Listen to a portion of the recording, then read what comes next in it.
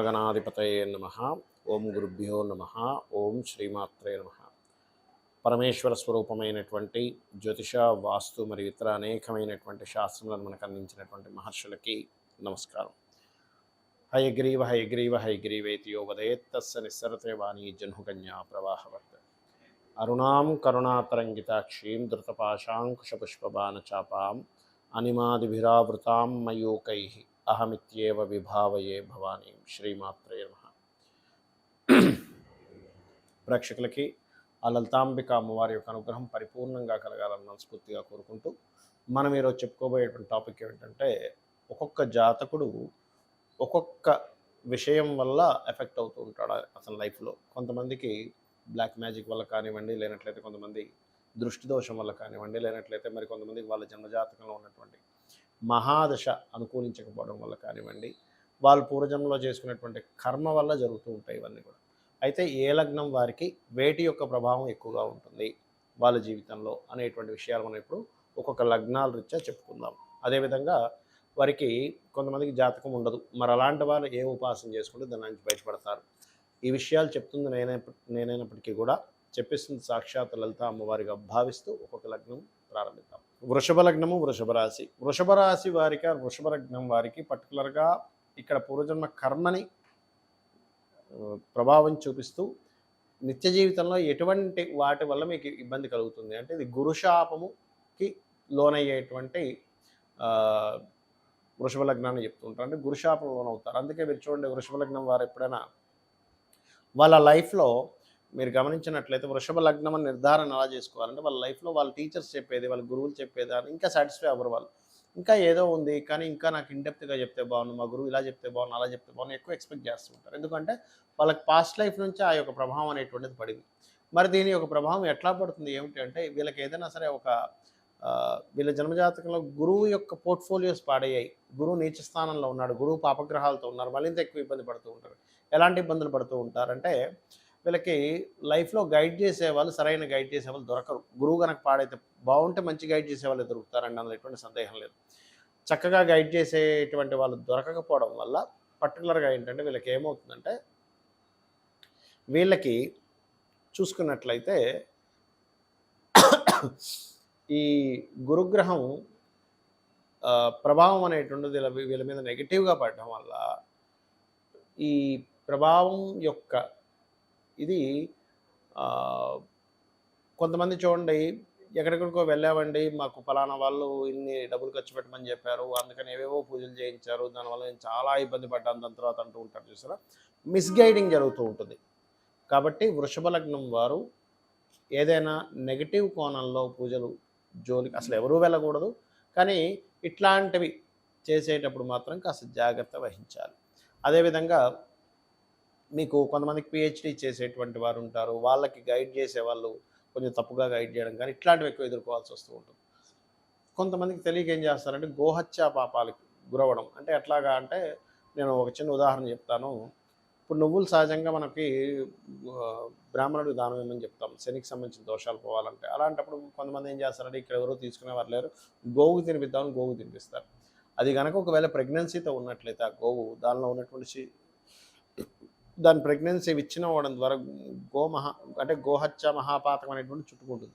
ఇట్లాంటివి జరగడం, ఇంట్లో చేసేటువంటి పూజాది విధానాల్లో కూడా తెలియకుండానే కొన్ని తప్పిదాలు చేయడం లాంటివి జరుగుతూ ఉంటాయి. కాబట్టి ఏమిటంటే, మీరు కనుక ఈ రకమైనటువంటి అంటే పర్టికులర్గా దత్తాత్రేయుడి యొక్క ఆరాధన చేయడము, మరియు గోవులకి అరటికాయలు తినిపించడము, గురువారం ప్రత్యేకంగా పసుపు అన్నాన్ని అమ్మవారికి నివేదన చేసి దాన్ని ప్రసాదంగా అందరికీ పంచడం వల్ల మీ పూర్వజన్మ కర్మ ఇప్పుడు ఈ జన్మలో చేస్తున్నటువంటి తెలుసో తెలియకో చేస్తున్నటువంటి కర్మలు తొలగిపోవడం జరుగుతుంది. కొంతమందికి లగ్నం కానీ, నక్షత్రం కానీ, రాశి కానీ తెలియదు. మరి అలాంటి వాళ్ళు ఏం చేయాలి అంటే, వాళ్ళ జన్మజాతకంలో ఎప్పుడైనా ఒకటే గుర్తుపెట్టుకోండి, రుణాల బాధలు, శత్రు బాధలు, అదేవిధంగా రుణ రోగ బాధలు, అంటే రుణ రోగ శత్రు బాధలు, ఈ 3 బాధల నుంచే ఫస్ట్ మొట్టమొదటిగా విముక్తి పొందుదామని చూస్తూ ఉంటారు ప్రతి జీవి కూడా. అయితే ఈ యొక్క అంశం అనేటువంటి ప్రతి జీవికి ఉంటుంది, మనుషుడికి మాత్రమే కాదు. మరి ఈ జాతకం తెలియనప్పుడు ఏం చేయాలి అంటే, సూర్య ఆరాధన అన్నిటికంటే ముఖ్యమైనటువంటి సూర్య ఆరాధన చేయండి. రెండవది ఏంటంటే మీ ఇష్టదైవం ఎవరైనా ఉంటారు. అంటే శివుడు కావచ్చు, నారాయణుడు కావచ్చు, అమ్మవారు కావచ్చు, ఎవరైనా కావచ్చు గుర్తుపెట్టుకోండి. ఒకటే వాళ్ళ యొక్క నామస్మరణ తీసుకొని వాళ్ళ మంత్ర సాధన చేస్తూ ఉండండి రెగ్యులర్‌గా. అంటే వారి యొక్క నామాన్ని తీసుకొని ఓం నమో నారాయణాయ, విష్ణువుని గనక మీరు ఇష్టపడుతూ ఉన్నట్లయితే, లేదంటే ఓం నమః శివాయ, ఓం శ్రీమాత్రే నమః, లేదా ఓం స్కందాయ నమః, ఓం మహాగణాధిపతయే నమః. అంటే మీ ఇష్టదైవాన్ని ఏదైనా తీసుకొని దానికి ముందు ఓము లాస్ట్‌లో నమః కలుపుకొని చేసుకోండి రోజు. ఇది మీకు ఈ మంత్రం ద్వారా ఏమవుతుంది అంటే, మీకు అసలు ఇష్టదైవం అనేది ఎందుకు ఏర్పడుతుంది? పాస్ట్ లైఫ్‌లో మీరు చేసినటువంటి సాధన ఏదైతే ఉందో, ఆ సాధన ఈ యొక్క లైఫ్‌లో ఈ రూపంలో వస్తుంది. అంటే మీకు అది ఆ స్ఫురణ వస్తుంది. నాకు ఈ దైవం అంటే ఇష్టం అనేటువంటిది. అదేవిధంగా కొన్ని సార్లు జాతక దోషం ఉండదు. ఒక్కొక్కసారి ఏమవుతుందంటే మీరు వెళ్ళినటువంటి ఇంటి దోషం వల్ల అవుతూ ఉంటుంది.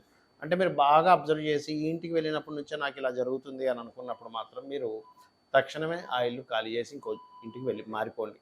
లేదండి మాది సొంత ఇల్లు అండి, సొంత ఇల్లు అయినా సరే ఇంకా ఈ ప్రాబ్లమ్ ఇట్లాగే ఉంటుందా, మేము మార్చుకోలేమా అంటే, ఖచ్చితంగా సొంత ఇల్లు అయినప్పుడు మీరు వాస్తు చూపించుకొని మీరు మార్చుకోవచ్చు.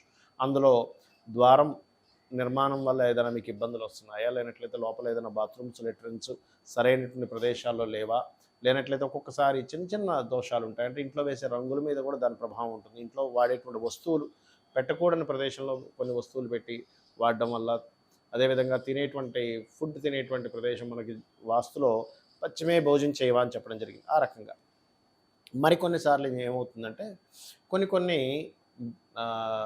నెగటివ్ ఎనర్జీస్ మనకు తెలియకుండా మనం వాటిని కనెక్ట్ అవుతూ ఉంటాం. అంటే అలాగా ఎవరో మంత్రించినటువంటి కొన్ని పదార్థాలని రోడ్ల మీద వేయడమో ఇట్లాంటివి చేస్తూ ఉంటారు. అలాంటప్పుడు వాటి యొక్క నెగటివ్ ఎనర్జీ ప్రభావం పడడం కానీ, లేనట్లయితే ఒక్కోసారి పితృదేవతలకి చేసుకోకపోవడం వల్ల, అంటే మీ యొక్క పూర్వీకులకి చేయవలసినటువంటిది ఏదైనా చేయకపోయినా కూడా వాళ్ళ యొక్క ఆత్మ సరైనటువంటి దీంట్లో, అంటే వాళ్ళ సోల్స్ బాధపడుతుండడం వల్ల అది ఫ్యామిలీస్ మీద ఉంటుంది.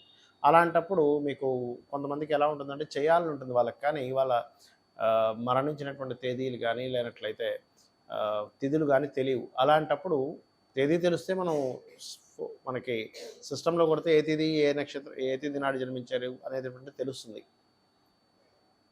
అలా కూడా తెలియనటువంటి వారు కనీసం అమావాస్య నాడు వారి పేరు మీద స్వయం పాకం ఇవ్వండి, గుర్తుపెట్టుకోండి. అలాగే మరొక విషయం ఏంటంటే, ఇక్కడ చూసుకున్నట్లయితే ఈ మరి కొంతమందికి ఎవరో ఏదో చేశారు అనేటువంటి ఒక అపోహ కానివ్వండి, ఒక్కొక్కసారి ఊహించుకుంటారు. ఎవరో మాకేదో బ్లాక్ మ్యాజిక్ చేశారు, మా చుట్టాల్లో ఎవరో మా మీద ఏదో ప్రయోగం చేశారు. 99% ఆఫ్ కేసెస్లో అసలు అట్లాంటివి జరగవు. ఊహించుకోవడం ఎక్కువగా ఉంటుంది. లేదండి నిజంగానే అవతల వాళ్ళు అట్లాంటివి చేస్తున్నారు అని అనుకున్నప్పుడు సున్నాల పన్నం అని ఒకటి ఉంటుంది. మీరు యూట్యూబ్లో కొడితే వస్తుంది. సున్నాల పన్నాన్ని కనుక మీరు ఇంట్లో ప్లే చేసిన అట్లాంటి ఏమైనా దుష్టశక్తులు, అట్లాంటివి నెగటివ్ ఎనర్జీస్ ఉంటే తొలగిపోవడం జరుగుతుంది.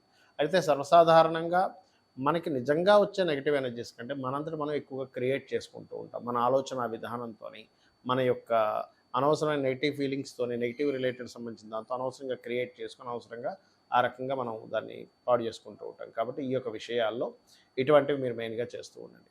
అదేవిధంగా మరొక విషయం ఏంటంటే, ఇక్కడ గమనించుకున్నట్లయితే వీటితో పాటు ఇక్కడ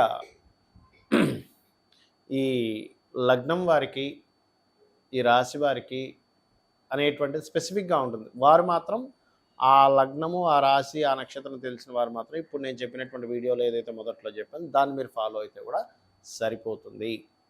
ఇక కొన్నిసార్లు ఏమవుతుందంటే దశ బాగోదు, అంటే మహాదశ మారినప్పటి నుంచి ఇబ్బంది వస్తుంది. అలాంటప్పుడు ఆ మహాదశ నాదుడికి వెళ్ళి మీరు ఆ గ్రహానికి చక్కగా మీరు దీపారాధన చేయడము, లేనట్లయితే ఆ గ్రహ సంబంధించిన దానం ఇవ్వడం చేయండి. గోశాలకు రెగ్యులర్గా వెళ్తుంటే కూడా మీకు ఉండేటువంటి పూర్వజన్మ కర్మ అనేటువంటిది తొలగుతుంది. గోశాలకు వెళ్ళి ప్రధానంగా మీరు బెల్లం గోవులకు తినిపించడము, అదేవిధంగా ఎక్కువ అప్పులు ఉన్నటువంటి వారు గోంగూర గోవుకు తినిపించి ఓం అపర్ణాయ నమః అనేటువంటి మంత్రాన్ని గోశాలలో కనీసం ఒక 40 నిమిషాల నుండి కనుక చేస్తున్నట్లయితే త్వరగా మీ అప్పులు తీరేటువంటి ఛాన్సెస్ ఎక్కువగా పెరుగుతాయి. అదేవిధంగా మరింత ఎక్కువగా శనికి సంబంధించిన దోషాలు ఎక్కువగా ఉన్నాయండి, చాలా పీడన అనుభవిస్తున్నాం అనుకునేటువంటి వారు మూకుల్లో ఒక నూనె వేసి ఆ నూనెలో మీ ఫేస్ని చూసుకొని ఆ నూనెని శివాలయంలో దీపారాధన కోసమని ఇవ్వండి. ఇచ్చినట్లయితే మీకు ఆ దోషం అనేటువంటిది తొలగుతుంది. ఇది కూడా శనివారం చేయండి. ఖచ్చితంగా మరింత ఎక్కువ దోషాలు ఉన్నాయనుకునేటువంటి వారు లలితా సహస్రనామాల్లో ఓం అనాకలిత సాదృశ్య చుబుక శ్రీ విరాజితాయే నమః అనే నామస్మరణ చేయండి. ఖచ్చితంగా అన్ని విధాలా బాగుంటుంది. శ్రీమాత్రే నమః.